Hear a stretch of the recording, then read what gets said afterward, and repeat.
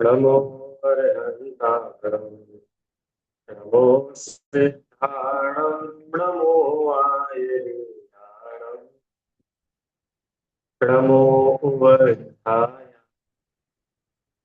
नमो लोल संवसा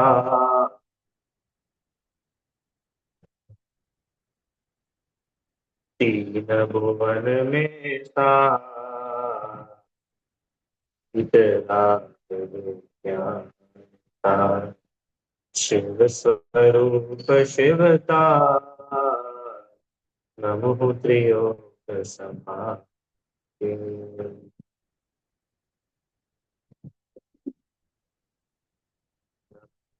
सब सिद्धे जानो विद दीह संसारे दस दस दो दो यजने दस दो वरुते हणम वोचे तिरुमर्तिदयं देवं वन्दितातिहुवडन्द परिपूज्यम् ओच्छमणुपेहापो गजननियो त्रिभुवन तिलक शतैन्द्र वन्दित देव श्री अरहंत को कर नमन कहूँ अनुप्रेक्षाए भव्य को सुख कर पाऊं। पंडित दौलत राम जी द्वारा रचित छह ढाला ग्रंथ का हम लोग स्वाध्याय कर रहे हैं, जिसमें पांचवी ढाल में 12 भावनाओं का वर्णन किया है। कैसी है ये 12 भावना? भव्य जीवों को आनंद देने वाली, वैराग्य की जननी, ऐसी इन 12 भावनाओं का स्वरूप हम लोग अभी पढ़ रहे हैं। आज अपन कल हम लोगों ने आश्रय भावना देखी थी। आश्रय भावना में जो मुझे आपको बताना था, कल जो बात करी थी ना, शुद्ध अशुभ शुभ और शुभ शुद्ध भावों का क्या क्रम है, आत्मानुशासन जो मुझे बतानी थी आपको बात, उसको एक बार यहाँ पर पढ़ लेते हैं कि कैसे अशुभ भावों को छोड़कर फिर शुभ भावों को छोड़ा जाता है, तो उसका क्रम क्या है वो यहाँ पर अपन देखते हैं।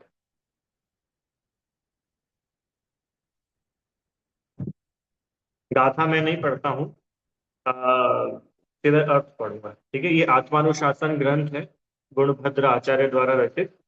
इसकी 239 नंबर की गाथा है। देखिए, शुभ अर्थात उत्तम वचन, करुणा रूप मन और संयम रूप काया, ये प्रशंसा योग्य है।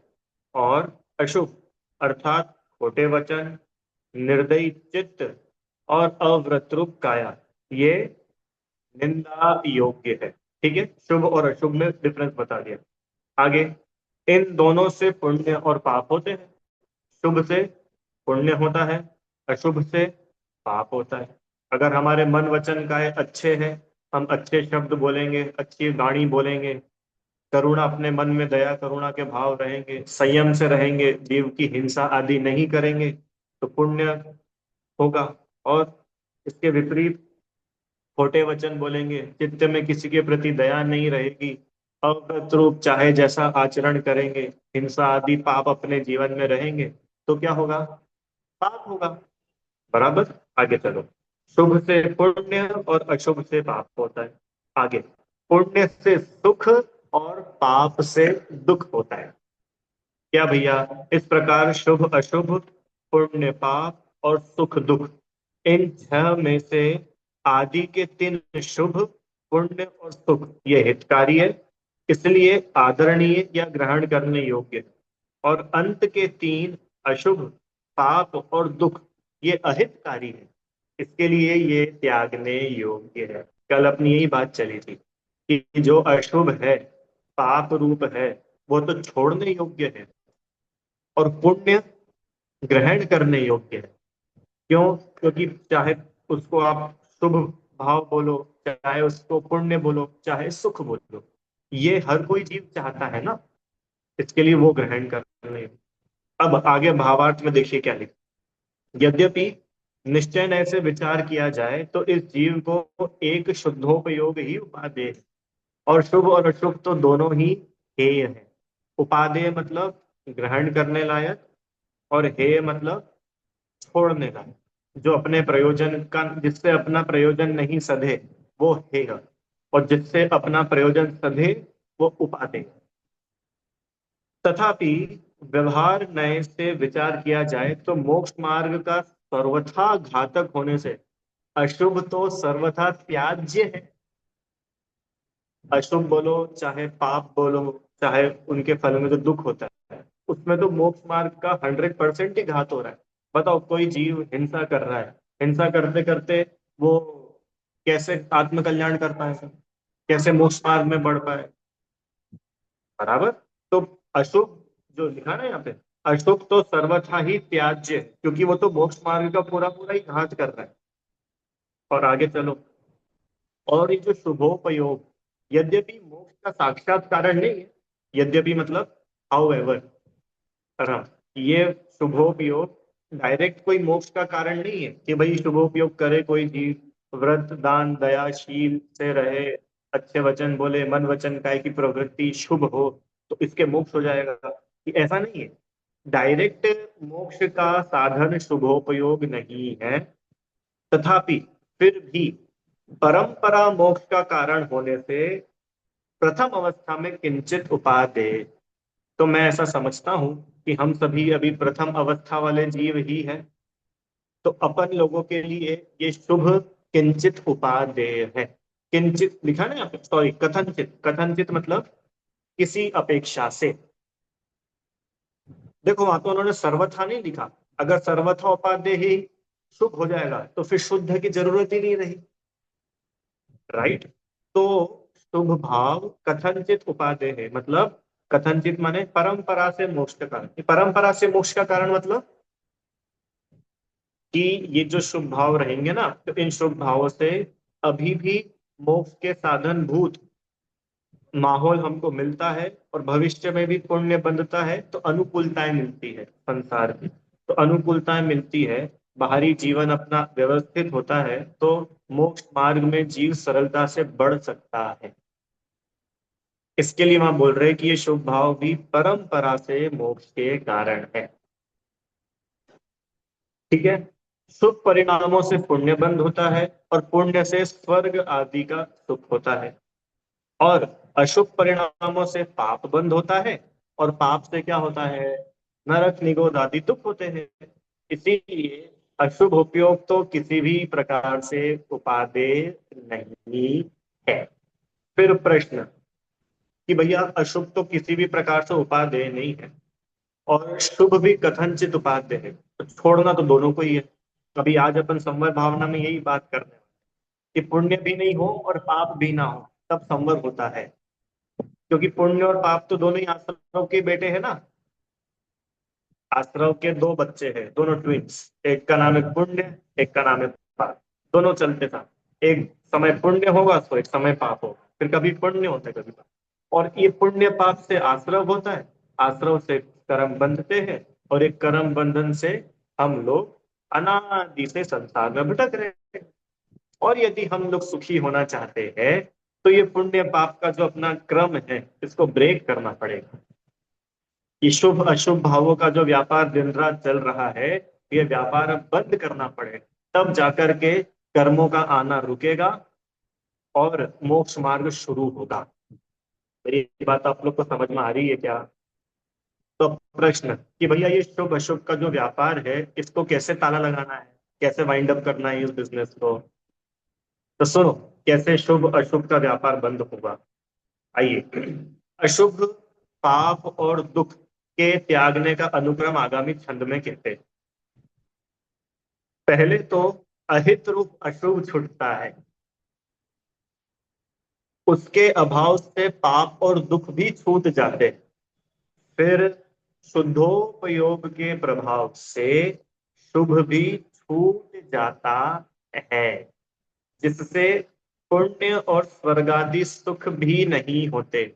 अब प्रश्न कि भैया पुण्य या स्वर्ग के सुख नहीं होते हैं, तो स्वर्ग के सुख तो अच्छे हैं ना, इनमें क्या प्रॉब्लम है?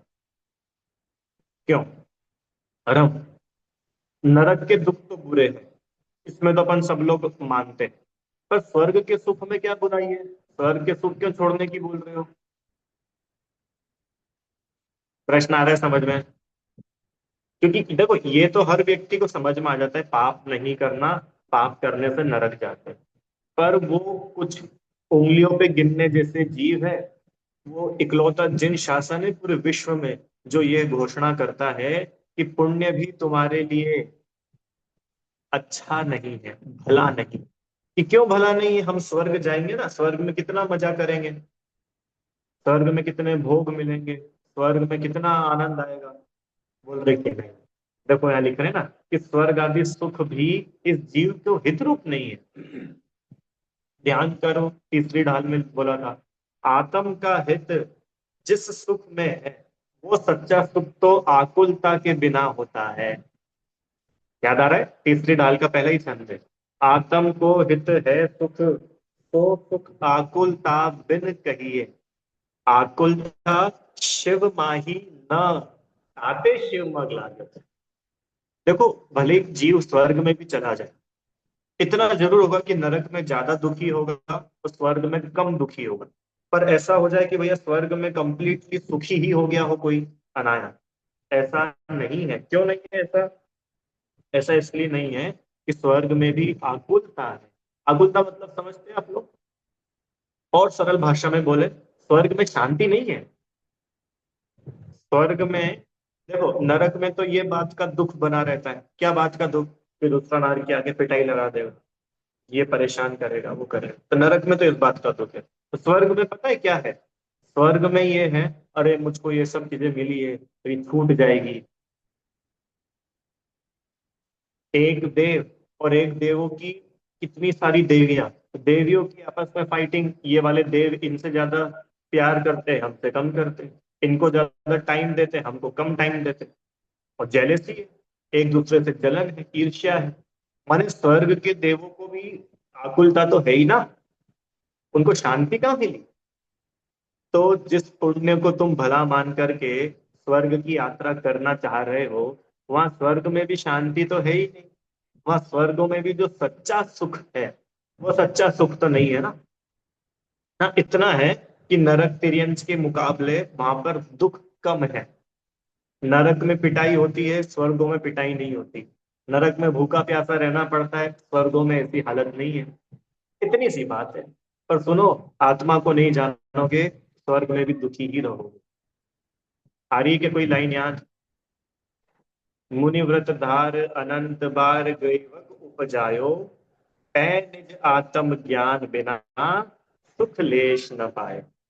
और ग्रेविक तक भी चला जाना, पर वहां भी अगर तुझे आत्मज्ञान नहीं है, तुझे इतना सा भी सुख नहीं होगा। इसलिए यहाँ पर बोल रहे हैं क्या, कि अशुभ तो छोड़ने ही लायक है, उसमें तो कोई दम ही नहीं है।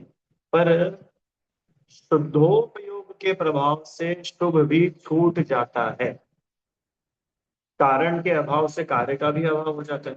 यह जीव शुभ छूटने का परम वीतराग रूप भाव शुद्धोपयोग में स्थित होकर परम पद प्राप्त करता है। और वह परम पद शुभ और अशुभ दोनों से रहित है, और दोनों का अंत होने पर होता है। देखो, यहाँ पर एक ध्यान देने की बात जो आज के टॉपिक से भी रिलेटेड है, आश्रव संवर। आश्रव मतलब शुभ अशुभ भाव, और संवर मतलब शुभ अशुभ भावों का नहीं होना। इधर से बोले तो शुद्ध भावों का होना। राइट? तत्वार्थ सूत्र में संवर के बारे में बोला। संवर किसको बोलते हैं? आश्रव निरोध संवर, आश्रव का निरोध हो जाना। आश्रव किसको बोलते हैं? बोलो भैया, कल बताया था। कल, परसों परसों बताया था। आश्रव किसको बोलते हैं? कर्मों का आना, आश्रव। सबको वो उदाहरण याद है नाव वाला? एक नाव है, और नाव जा रही है नदी में, और उस नाव में छेद हो गया। तो छेद हो गया हेमलता आंटी जी, तो अब क्या होगा? क्या पानी भराएगा उसमें तो? अरे नाव जा रही है, नाव में छेद हो गया, छेद होने से अब क्या होगा? उसमें पानी आएगा। पानी आएगा, पानी इकट्ठा हो जाएगा। अब अगर ऐसे ही पानी आता रहा और पानी इकट्ठा होता रहा, तो फिर क्या होगा भैया? नाव डूब जाएगी, और क्या होगा? है कि नहीं? तो ये पानी का आना ये है आश्रव, और वो पानी जो नाव में इकट्ठा हो रहा है ये है बंध। इधर से बात करें तो कर्मों का आना आश्रव, और वो कर्मों का आत्मा में रुक जाना, आत्मा से बंध जाना, उसका नाम है बंध। तो अब क्या करे भैया, नाव पानी में नहीं डूबो उसके लिए क्या करे कि एक बड़ी सी बाल्टी लेके आओ और बाल्टी भर भर के पानी खाली करो। तो बोलो नाव खाली हो जाएगी क्या? नहीं हो। अरे क्यों, अपन बड़ी बाल्टी से करेंगे ना, छोटी सी नहीं। अच्छा चलो मोटर लगा देंगे, मोटर, अपनी मेहनत भी नहीं हो कि भैया आप मोटर लगाओ कि बाल्टी से करो। पहले वो जो नाव में छेद हो गया ना, वो छेद बंद करना पड़ेगा। अगर छेद बंद नहीं हुआ, अब भले कितना पानी बाहर निकाल दो, पर वो नया नया पानी तो आता ही जा रहा है। बात आई कि नहीं समझ में? आना आया। तो पहले के समझदार व्यक्ति पहले क्या करेगा कि समझदार इंसान तो पहले छेद को पता करेगा छेद कहाँ हुआ, और फिर उस छेद को बंद करेगा। फिर उसके बाद क्या करेगा कि हाँ फिर पानी खाली करेगा। ऐसे ही ये जो कर्म आ रहे हैं ये तो है आश्रम। कहाँ से आ रहे हैं कर्म? वो छेद में से। कौन से? वो पांच छेद, पांच दरवाजे, अध्यात्म, अविरति, प्रमाद, कषाय और योग। ठीक है, इनसे पानी आ रहा है। तो अब आज संवर भावना में अपन यही पढ़ने वाले हैं। क्या? कि इन पांचों दरवाजों पर ताला लगाना, ये पांचों दरवाजे बंद करना। तो क्या होगा? अब नए कर्म नहीं आएंगे।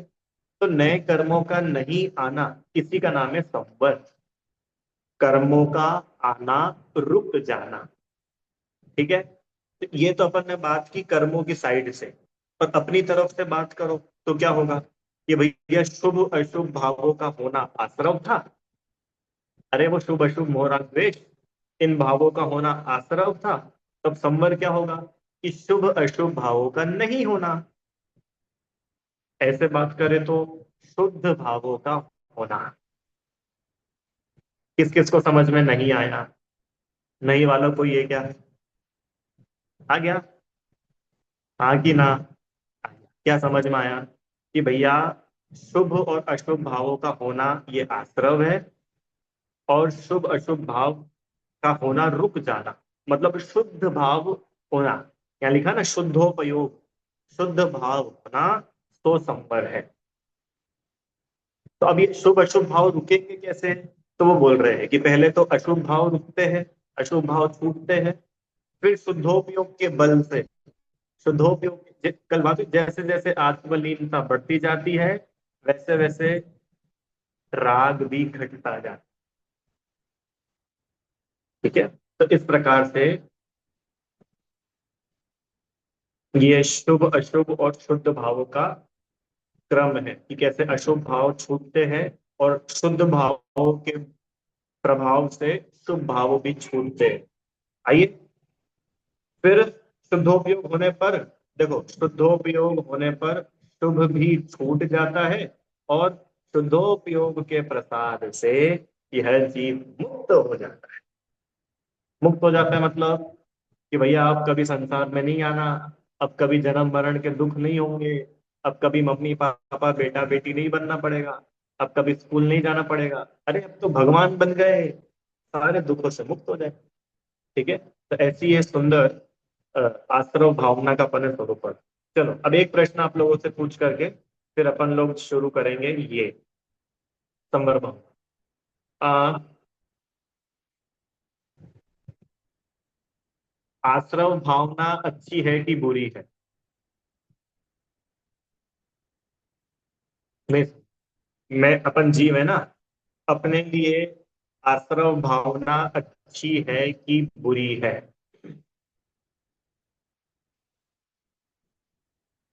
अरे इतना सरल क्वेश्चन है, कुछ कठिन थोड़ी है इसमें। बोलो, अच्छी के लिए एक, बुरी के लिए दो। अच्छा दूसरा प्रश्न पहले पूछो। संवर भावना अपने लिए अच्छी है कि बुरी है? संवर, संवर अच्छा, ठीक है, अच्छी अच्छी है। है, ठीक है। हाँ। अब मुझे, हाँ अब मुझे बताओ, अ, आश्रव भावना हमारे लिए अच्छी है कि बुरी है? शुभ आश्रम है तो अच्छी है। है? शुभ आश्रम अगर है तो अच्छी है। शुभ आश्रव है तो अच्छा है, अच्छा ठीक हाँ। है। बाकी लोगों का क्या कहना है? बाकी आप लोगों को सबको आवाज आ रही है? जिस आवाज ब्रेक हो रही है बराबर आ रही है? ठीक। तो आप एक बार फिर रिकनेक्ट करके देख लीजिए। बोलो भाई, बाकी लोगों का क्या विचार है? आश्रव भावना अच्छी है?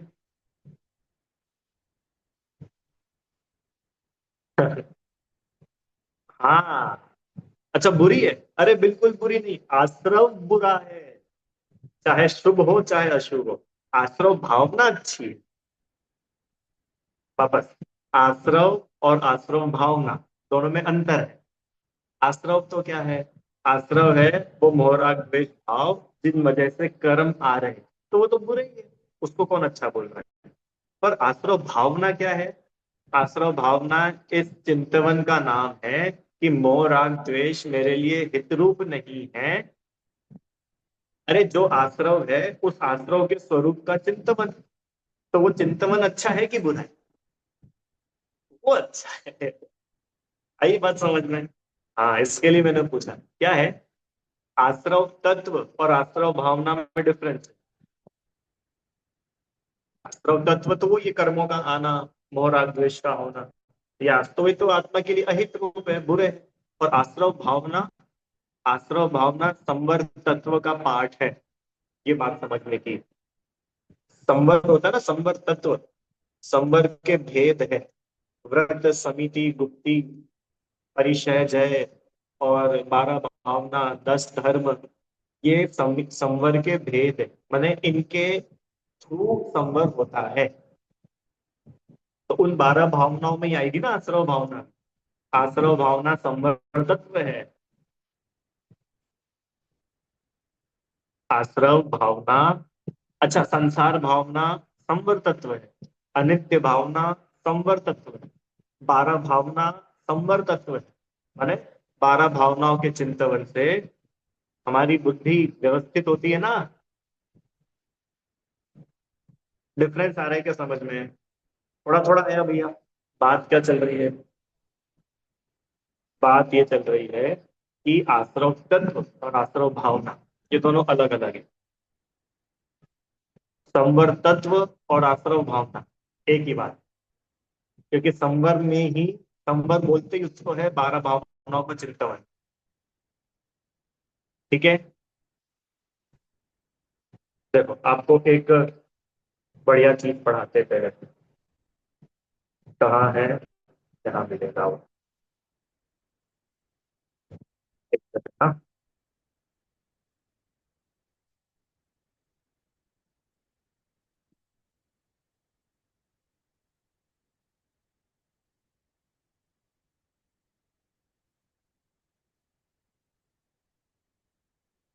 आप लोगों ने वो वाली बातों में सुनी है, कहाँ गए चक्री जिन जीता, भरत खंड सारा, है ना? उसी 12 भावना में ये संवर भावना का छंद है। देखो इसको पढ़ते हैं अपन, हाँ, थोड़ा सा तो आपको संवर का स्वरूप क्लियर हो जाए। तो संवर का स्वरूप क्लियर होना ही संवर भावना है। ठीक है। देखो क्या बोल रहे हैं, ज्यो मोरी में डांट लगावे, तब जल रुक जाता। क्यों? आश्रम को रोके संवर, क्यों नहीं मन लाता? क्यों अपने मन में इस आश्रम को, संवर को नहीं लेकर के आ रहे? डांट समझते हो? डांट, वो डांट नहीं जो मम्मी लगाती है। डांट मतलब वो जो नाव का छेद बंद करने के लिए लगाया ना, कोई भी ऑब्जेक्ट, तो बोलते डांट। मोरी मतलब जहां से पानी आ रहा था, तो उसमें हमने डांट लगा दी तो जल आना रुक गया।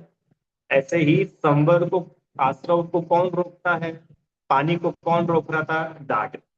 आश्रव को कौन रोक रहा है? संवर। तो भैया ऐसा संवर अच्छा है कि नहीं? अब इस संवर के भेद बताएं। क्या है संवर के भेद? 5 महाव्रत, 5 समिति, 3 गुप्ती, मन गुप्ती, वचन गुप्ती, काय गुप्ती, 10 धर्म, 22 परिचय और 12 भावना। इनको ऐड करो, 5 और 5 10, 10 और 3 13, फिर 13 और 10 23, 23 और 22, 23 और 22 45, 45 हो गए ना? 23 और 22 45, और 22 45 और 12 57। आश्रव के भी 57 भेद बताए थे, संवर के भी 57 भेद। ठीक है, ये सब भाव 57 मिलकर आश्रव को खोते हैं। कौन से 57? 5 महाव्रत, 5 समिति, 3 गुप्ती, ये सब अभी छठी ढाल में पढ़ने वाले हैं अपन। इसके अलावा 10 धर्म। 10 धर्म समझते हैं सभी लोग? कौन से होते हैं 10 धर्म? एक जैन धर्म, एक हिंदू धर्म। क्यों? 10 धर्म कौन से होते हैं? उत्तम क्षमा, उत्तम मार्दव, उत्तम आर्जव, उत्तम सत्य, उत्तम शौच, उत्तम तप, उत्तम त्याग, उत्तम आकिंचन्य, उत्तम संयम, तप, त्याग, आकिंचन्य, ब्रह्मचर्य। ये 10 धर्म माने इन 10 धर्मों से कर्मों का आना रुक जाता है। 10 धर्मों से कर्मों का आना रुक जाता है मतलब 10 लक्षण पर्व में कर्म नहीं आते ऐसा? क्यों? पर्यूषण आते हैं ना साल में 3 बार, तो साल में 3 बार कर्म नहीं आएंगे यूं? इसका ऐसा मतलब नहीं है। इसका मतलब ऐसा है कि जो 10 धर्म है ना, उत्तम क्षमा आदि, ये 10 धर्म आत्मा के ही स्वभाव है। तो आत्मा में उत्तम क्षमा प्रकट हो जाना, आत्मा में उत्तम मार्दव प्रकट हो जाना, ये संवर है। अब उसके अलग अलग लेवल है, अनंतानुबंधी आदि 4 लेकर के। आगे चलो, अभी वो विषय नहीं। 22 परिचय। 22 परिचय मुनिराज के जीवन में होते हैं। भूख प्यास, मच्छर काट जाना, ठंडी गर्मी, ऐसे अलग अलग 22 टाइप के। इन 22 परिश्रमों को जीतना, ये संवर है। आगे चलो, और 12 भावना, 12 भावनाओं का चिंतन। 12 भावनाओं के चिंतन से संवर है। चिंतन से संवर होता है मतलब, ये एक प्रश्न है कि भैया चिंतवन तो शुभ राग है, उससे तो आश्रय होना चाहिए। क्यों? ये जो अपन चिंतवन कर रहे हैं, ये शुभोपयोग है कि शुद्धोपयोग? शुभोपयोग है। तो शुभोपयोग से संवर होगा कि आश्रय होगा? बात आई क्या समझ में? तो फिर उसको आश्रय में, हाँ ठीक है, भले शुभ आश्रय, पर संवर में तो नहीं आना चाहिए था ना, कि नहीं। अनित्य भावना का चिंतवन मतलब, देखो क्या है चिंतवन पूर्वक,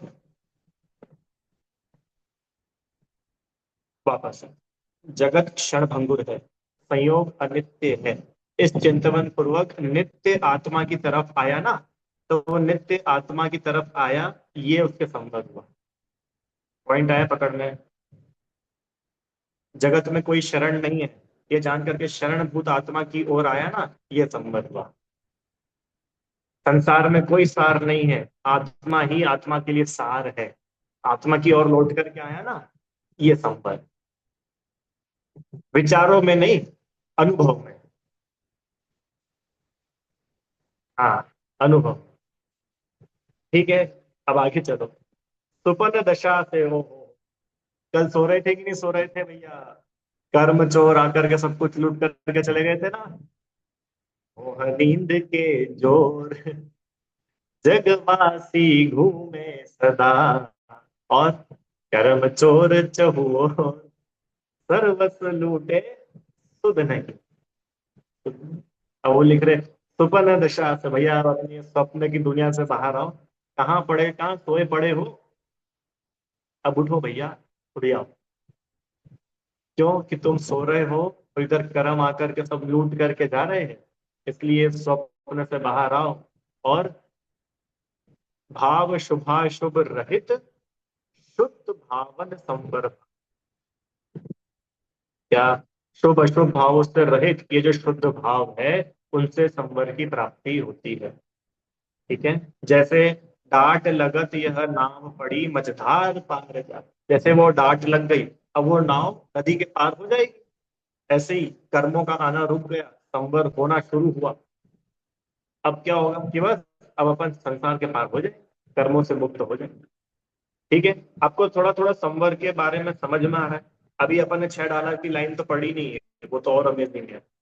अभी तो सिर्फ हमने संवर के बारे में थोड़ा समझा कि आश्रव और संवर में उन्होंने क्या लिंक बनाई। क्या लिंक बनाई? बताओ। ये आश्रव दुख रूप है, इसलिए छोड़ने योग्य है। तो प्रश्न कि आश्रव को छोड़ने से क्या होगा, कि आश्रव के नहीं होने का नाम ही संवर है।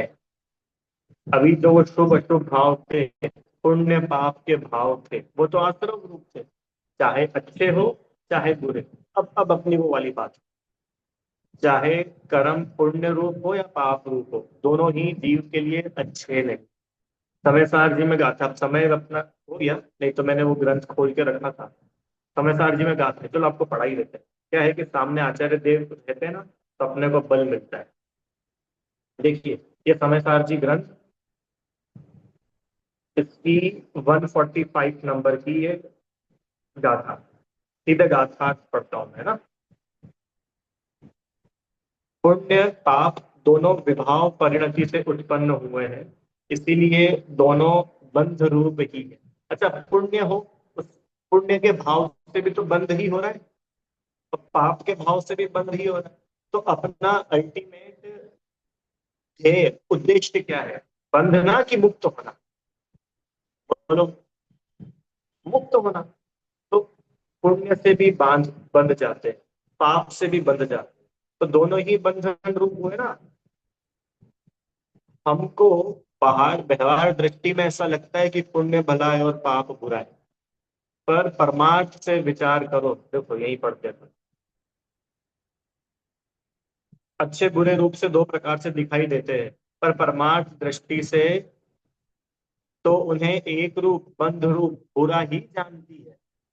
अभी मैं आपसे पूछूं, कौन बताएगा? बताओ हेमलता आंटी, पाप भला है कि बुरा?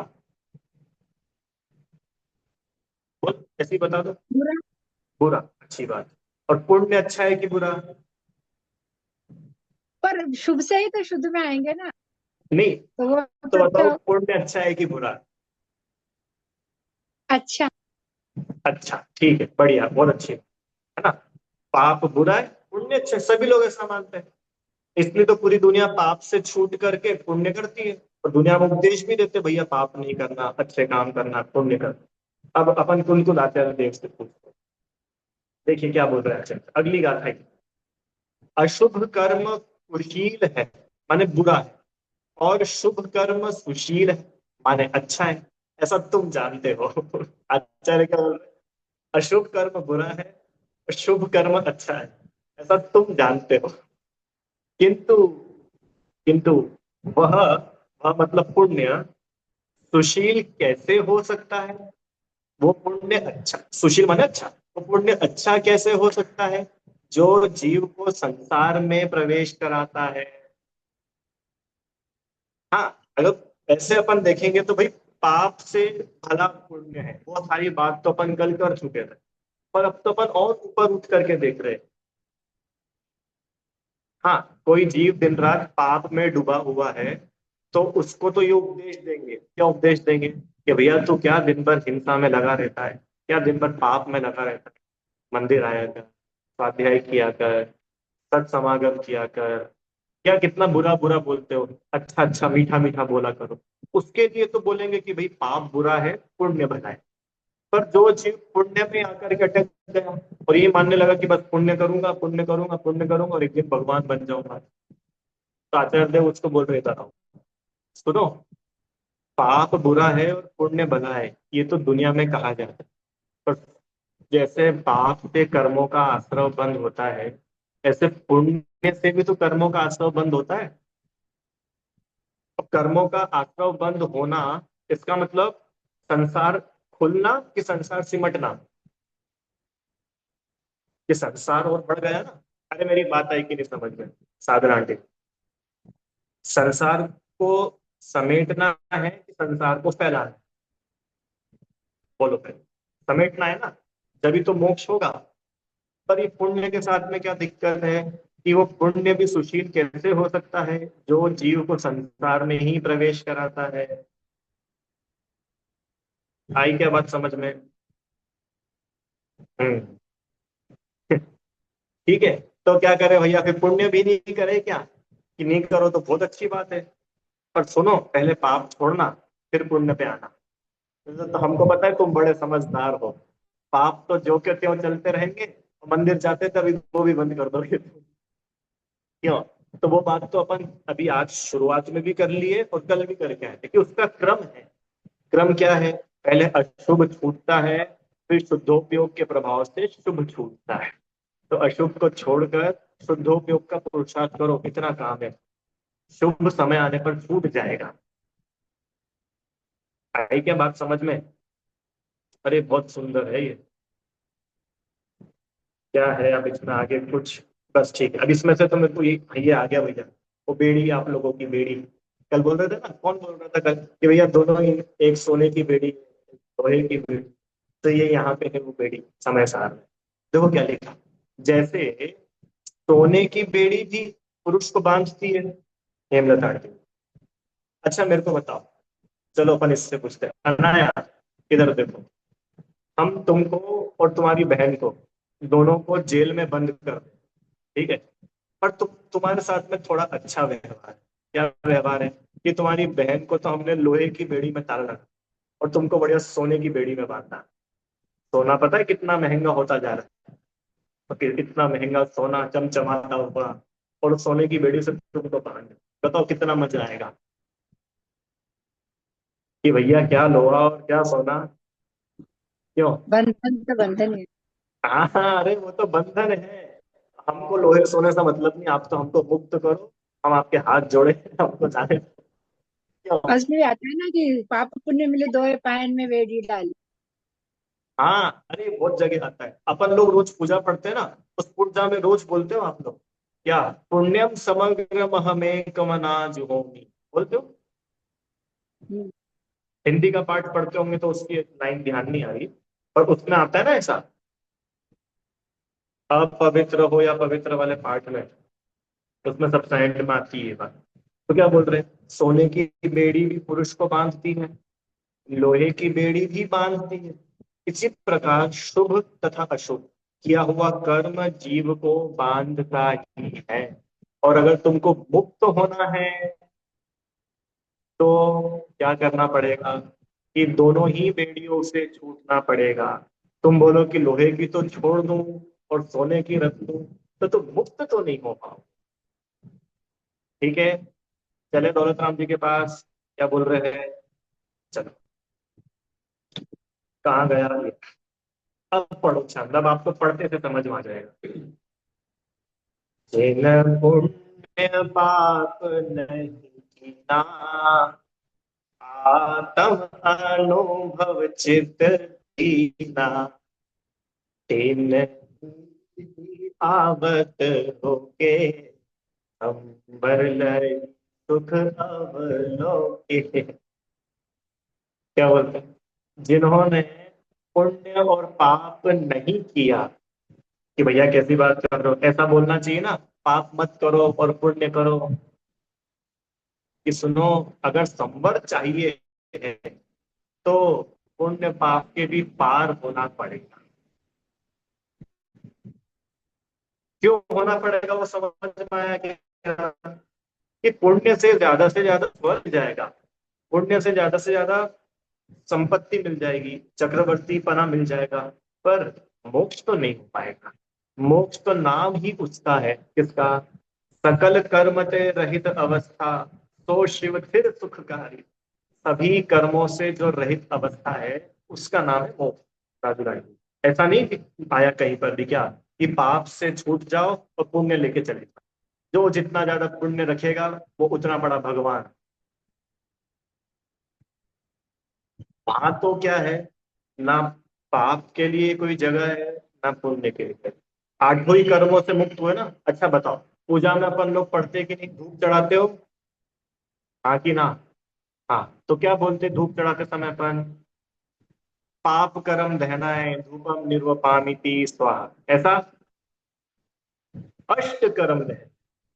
तो ये अष्ट कर्म जो है ना, इन आठों कर्मों में पुण्य भी है और पाप भी है। आदि क्या बात समझ में? बताओ, अपन रोज भगवान को बोलते जा जा करके, आठ कर्म देना है, आठ कर्म देना है, आठ कर्म देना है, और फिर भी अपन पुण्य तो चाहते ही है। चाहते कि नहीं चाहते? तो ये तो डिप्लोमेसी हो गई ना, बोलते कुछ है चाहते कुछ और। ठीक है भैया, ये अच्छा बताया आपने। अब कल से सिर्फ पाप कर्म देना है बोलेंगे। क्यों? अरे इसी उल्टी पढ़ाई नहीं पढ़ना है कल से। अष्टकर्म बहनाई के साथ साथ ये श्रद्धा रखना कि जैसे पाप संसार में घुमाता है, पुण्य भी मेरे को संसार में ही घुमाने वाला है, इससे भी मेरा संसार ही बढ़ता है। और वास्तव में अगर मुझे इन चारों गतियों के जन्म मरण के दुखों से मुक्त होना है, तो पुण्य पाप नहीं कीना, आत्म अनुभव के जीना। तो मुझे इस पुण्य पाप से छूट कर, पुण्य पाप से अपनी दृष्टि को हटाकर मात्र और मात्र अपने आत्मा का अनुभव में ही, अपने चित्त को अपने आत्म अनुभव में ही, अपने उपयोग को, अपने ज्ञान को लगाना है। अब ये थोड़ा सा प्रश्न होगा आप लोगों को कि भैया आत्मा का अनुभव कैसे करें। आपने बता तो दिया कि पुण्य भी नहीं, पाप भी नहीं, और आत्मा का अनुभव, तो हम क्या करें? शिखर भी चले जाए या हमारे घर में एक कमरा बनवा ले ऊपर, कहाँ पे होगा ये आत्मा का अनुभव? तो वो आत्मा का अनुभव कल करवाएंगे, अभी तो सिर्फ ये पढ़ो। करवाएंगे पक्का, आप तैयारी से आना। जिन पुण्य पाप नहीं कीना, आत्म अनुभव सिद्ध देना। माने जिन्होंने शुभ और अशुभ भाव, पुण्य शुभ भाव, अशुभ पाप अशुभ भाव, जिन्होंने ऐसे शुभ अशुभ भावों को नहीं किया, मात्र और मात्र अपने निज आत्मा को ही, अपने निज आत्मा के अनुभव में ही अपना उपयोग लगाया, अपना ध्यान लगाया, तो क्या हुआ उन लोगों को? क्या होगा उनको? इन्हें ही, इस ही विधि आवत, विधि मतलब होता है कर्म। विधि के अलग अलग अर्थ होते हैं।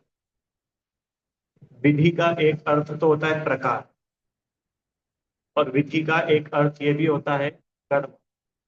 जैसे भगवान का अर्घ्य चढ़ाते हैं ना अपन, उसमें बोलते हैं वसु विधि द्रव्य मनो अर्घ्य बनावत है। तो वहां वसु विधि, तो वहां विधि का मतलब है प्रकार, 8 प्रकार के अर्घ, ऐसा।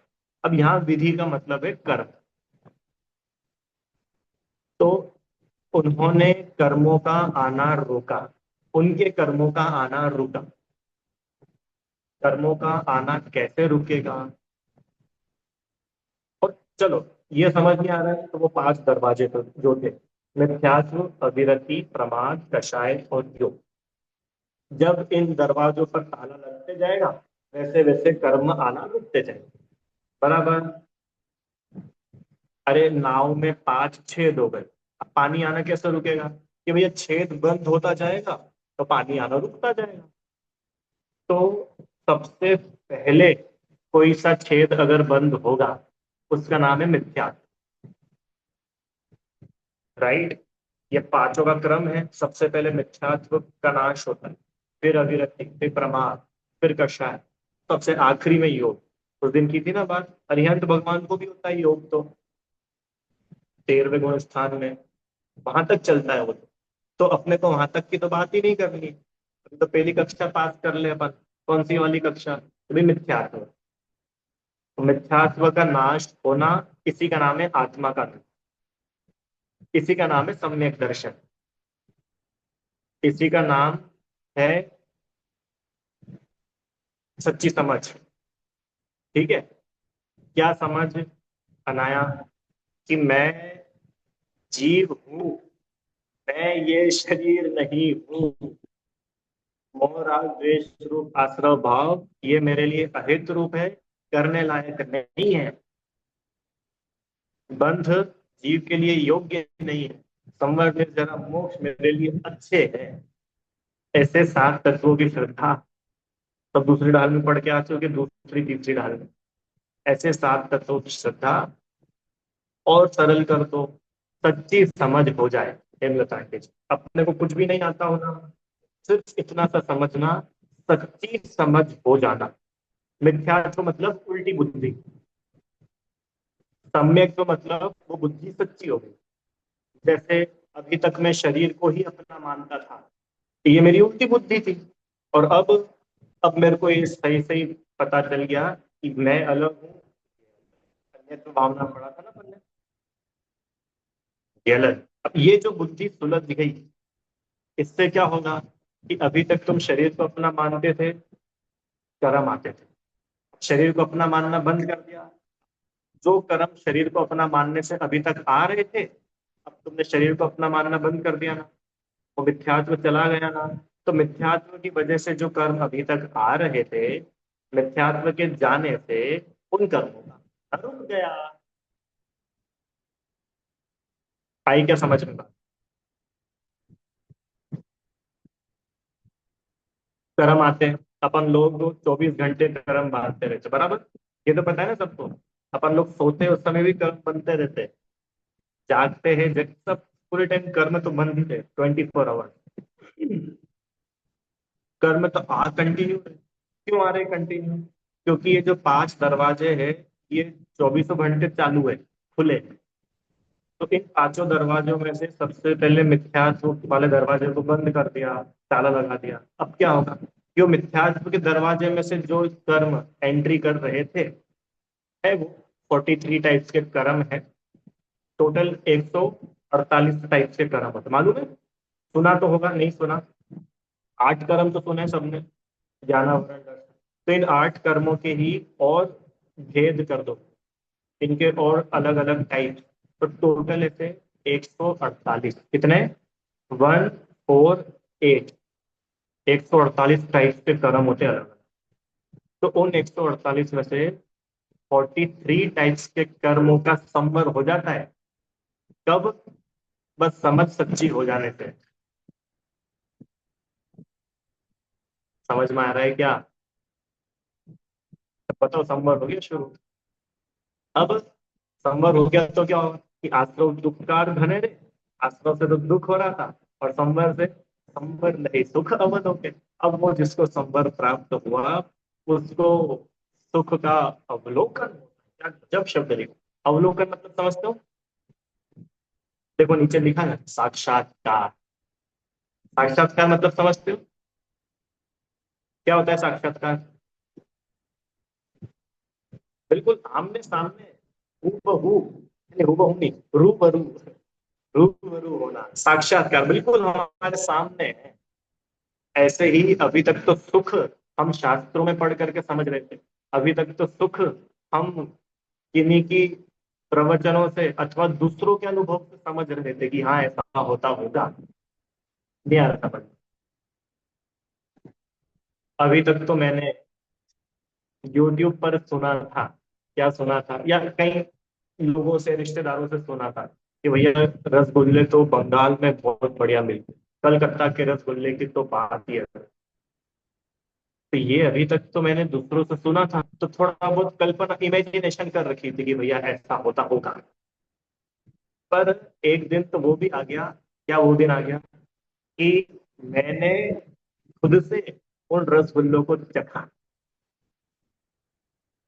अभी तक मैंने रसगुल्ले के बारे में पढ़ा था, मोटी मोटी किताबें पढ़ रखी थी। रसगुल्ले के ऊपर पीएचडी करी थी लोगों ने, वो पढ़ ली थी। रसगुल्ले के वीडियो देख लिए थे, लोगों से भी सुन रखा था। पर वो सब कुछ एक तरफ, और अपने खुद से सिर्फ एक रसगुल्ले को चखा, वो है साक्षात्कार। आया साक्षात्कार का मतलब? अब तो मैं डायरेक्ट उसका अनुभव कर रहा हूँ।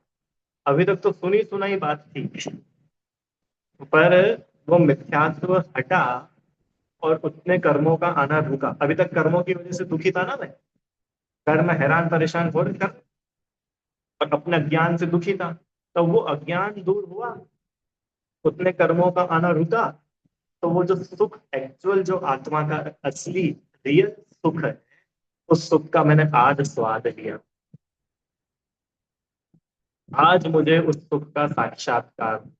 कब होगा साक्षात्कार? कब होगा? कब वो सुख बिल्कुल मेरे सामने हो? जब संभव होगा तब। संवर के पहले, संवर के पहले तुम उस सुख के बारे में पढ़ सकते हो, दूसरों से सुन सकते हो। और तुम्हें तो कब स्वाद आएगा? अरे भैया, तुम्हें कब स्वाद आएगा? कि जब हम खुद चखेंगे तब। हाँ, आपको आ रहा है क्या समझ में? मोक्ष का आनंद क्या गजब है। यहाँ रहते रहते मोक्ष का आनंद आना शुरू हो जाता है। सही में मजाक नहीं कर रहा मैं, क्या बोल रहा हूँ। रुचि आंटी, अभी आप कहाँ पर हो? मध्य लोक के, जम्बू द्वीप के, भारत क्षेत्र के, आर्य खंड में, भारत देश के मुंबई नगर में हो। हम बोल रहे हैं इस मुंबई में रहते रहते सिद्धालय में जो आज सिद्ध भगवान सुख भोग रहे हैं ना, उसका सैंपल आपको यहाँ मिल जाएगा, बिल्कुल उसी का। सच। ये जो चौथा गुण स्थान है ना, चौथे गुण स्थान से उस सिद्ध भगवान की क्वालिटी का सुख, उसका सैंपल मिलना शुरू हो जाता है। अरे भाई मोक्ष मार्ग शुरू हो गया, क्या गजब है। इसका मतलब अभी तक मोक्ष मार्ग शुरू नहीं हुआ है। मोक्ष मार्ग शुरू कब होता है? संवर से। बिना संवर के मोक्ष मार्ग शुरू ही नहीं होता। ठीक है। क्या बात हुई कि बात ये हुई कि जिन्होंने शुभ अशुभ भावों को भी नहीं किया, मात्र अपने आत्म अनुभव में ही अपने ज्ञान को, अपने उपयोग को लगाया, उन्होंने ही इन आते हुए कर्मों को रोका, और संवर होने से, संवर प्राप्त करके उन्होंने सुख का साक्षात्कार, उन्होंने सुख को साक्षात अनुभव किया। ठीक है। अब कैसा होता है वो सुख, वो तो आपको खुद को अनुभव करना होगा। रसगुल्ले के बारे में बता तो सकता हूँ, पर रसगुल्ले का असली मजा कब आएगा ना, कि जब हम खुद चखेंगे, जब हम खुद उसको अपने मुंह में रखेंगे, मजा तो तब आएगा। ठीक है। आप सब लोग अपने अपने आत्मा के सुख का अनुभव करना, दूसरों के सुख के आधार से नहीं। दूसरे का मजा तो अच्छा, आज महावीर भगवान को सुख है, तो उनके सुख का अपने को थोड़ी कोई लाभ मिल रहा है, उनको जरूर मिल रहा है। ऐसे ही हम अगर अपनी आत्मा को जानेंगे, समझेंगे, पहचानेंगे, हम अगर अपनी समझ को सच्चा करेंगे, तो वो सुख का स्वाद अपने को आए। ठीक है। तो कैसे आत्मा को जाना पहचाना जाता है, उसकी चर्चा कब करेंगे? क्योंकि वो समझना तो पड़ेगा ना, आत्म अनुभव कैसे होगा, वो आत्मा का अनुभव, उसकी बात अपन लोग जो है कल करेंगे। ये एक बात और पढ़ करके क्लास पूरा करते हैं। आश्रव को रोकना तो संभव है, सम्यक दर्शन आदि द्वारा मिथ्यात्व आदि आश्रव रुकते। ठीक है। वो 5 दरवाजे, मिथ्यात्व सम्यक्त्व से रुकेगा, अविरति वो महाव्रत आदि से रुकेंगे। तो बात हुई थी ना प्रमाद कषाय, तो एक एक करके आत्मलीनता बढ़ती जाती है, वीतरागता बढ़ती जाती है, और ये सब मिटते जाते हैं। शुभो और अशुभ उपयोग दोनों बंध के कारण है, ऐसा सम्यक दृष्टि जीव पहले से ही जानता है। यद्यपि साधक को निचली भूमिका में शुद्धता के साथ अल्प शुभाशुभ भाव भी होते हैं, है ना, वो रामचंद्र जी का उदाहरण लिया था ना, शुभाशुभ भाव भी होते हैं, किंतु हर दोनों को बंध का कारण मानता है। इसीलिए सम्यक दृष्टि जीव स्वद्रव्य के अवलंबन द्वारा जितने अंश में शुद्धता करता है, उतने अंश में उसको संभव होता है। पूरे अंश में शुद्धता होगी तो पूरे कर्मों का आना रुक जाएगा। पर अभी तो वो शुद्धता की शुरुआत हुई है ना, शुद्ध भावों की अभी तो उत्पत्ति ही हुई है। मैंने अभी तो ऐसी दशा है कि शुभ अशुभ भाव पूरे चले ही गए और शुद्ध भाव आ भी गया। तो जितना शुद्ध भाव प्रकट हुआ है, उतना उसको संवर है, और जितना शुभ अशुभ भाव है, अभी उतना आश्रव है। ठीक है। और वह क्रमशः शुद्धता में वृद्धि करके पूर्ण शुद्धता को प्राप्त करता है। तो ये ही संवर भावना है कि कैसे कर्मों का आना रुकता है। इस प्रक्रिया को व्यवस्थित समझ करके हम स्वयं भी इन कर्मों से कैसे मुक्त हो, उसका व्यवस्थित चिंतन, और शुभ अशुभ भावों से परे ऐसे शुद्ध भावों को पाना, अपनी आत्मा की ओर दृष्टि करना, इसी का नाम संवर। ठीक है। यदि कोई प्रश्न हो आपको तो आप पूछ लीजिए। नहीं। ऐसा आता है ना कि जब तक उपयोग विशुद्ध नहीं, शुभ शुभ योग सदा हितकर होता। तो अब हम शुद्ध में नहीं आ सकते तो शुभ तो करेंगे ना। नहीं, वापस बोली, क्या बोल रहे हैं? अभी पूजा में आता है कि जब तक उपयोग विशुद्ध नहीं, शुभ योग सदा हितकर होता। हम्म। तो तो मतलब जैसे हमारी भूमिका में तो हम यही करेंगे ना कि शुभ में ही लगे रहे हाँ, तो शुद्ध नहीं। बिल्कुल। कल वो बात अपन ने कल कर ही ली थी ना कि अपनी भूमिका में तो क्या होगा कि अशुभ भावों को छोड़ेंगे और शुभ भावों में रहते हुए शुद्ध भावों का अभ्यास वो करेंगे। अपने आप ही छूटेगा। हैं? हाँ, मतलब वो अपने आप ही छूटेगा। शुभ हाँ, वो भाव अपने अगर आप शुद्ध में आ पर गए। उसको छोड़ने योग्य पहले मानना पड़ेगा, तो वो छूटेगा। और अगर मान्यता में ये रहा कि नहीं भैया ये तो बढ़िया है, अच्छा है, करते रहो, स्वर्ग मिलता रहेगा, अपना क्या जा रहा है, तो कभी नहीं छूटने वाला। मैंने हमारी दृष्टि में तो वो आज ही क्लियर हो जाना चाहिए क्या कि पुण्य और पाप समान है। हाँ, अब प्रवृत्ति में पहले पाप छूटता है और पुण्य क्रम से छूटता जाता है। पर श्रद्धा के लेवल पे तो ये बात आज ही बिल्कुल बैठ जाती है क्या हाँ जी। कि शुभ अशुभ भाव दोनों ही दोनों ही दुख रूप गलत है। ही है, संसार के ही कारण है। और अगर मुझे मुक्त होना है, वास्तविक सच्चा सुख प्राप्त करना है, तो ये शुभ अशुभ भावों से परे शुद्ध भाव ही मेरे लिए शरणभूत है। ठीक है, ठीक ये है। बात की हाँ। मैंने श्रद्धा की लेवल पे। अब जो अगर ये श्रद्धा हमारी ईमानदारी से होगी, तो पाप रूप जो दुर्गति के कारण है वो अशुभ तो छूटेगा ही छूटेगा। अब जो शुभ भाव भी होंगे ना, उन शुभ भावों में भी जो बहुत ज्यादा इन्वॉल्वमेंट था, हम बिल्कुल मर मिटने के लिए तैयार थे, वो भी घट जाते हैं। क्योंकि अब समझ में आ गया ना कि भैया इनसे हमारा कोई मोक्ष नहीं हो रहा। तो उसमें भी जो अहम बुद्धि थी, मैं बड़ा दानी, मैं बड़ा पूजा करने वाला, ज्यादा ये पूरी सारे तरह। भाव भी छूटते हैं। ठीक है। हाँ। धन्यवाद। हे जगवाणी भारती, तो ही जपू दिन रैन, जो तेरी शरणागत है तो पावे सुख चैन। जहाँ वाणी के ज्ञान से तुझे लोकालोक, तो वाणी मस्तक सदा देते हूँ।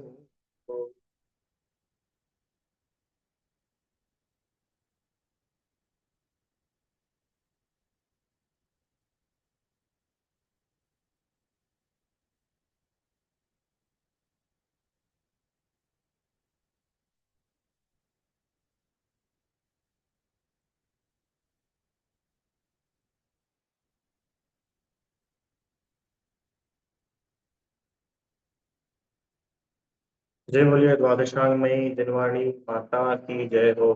महान जैन धर्म की जय। जय जय।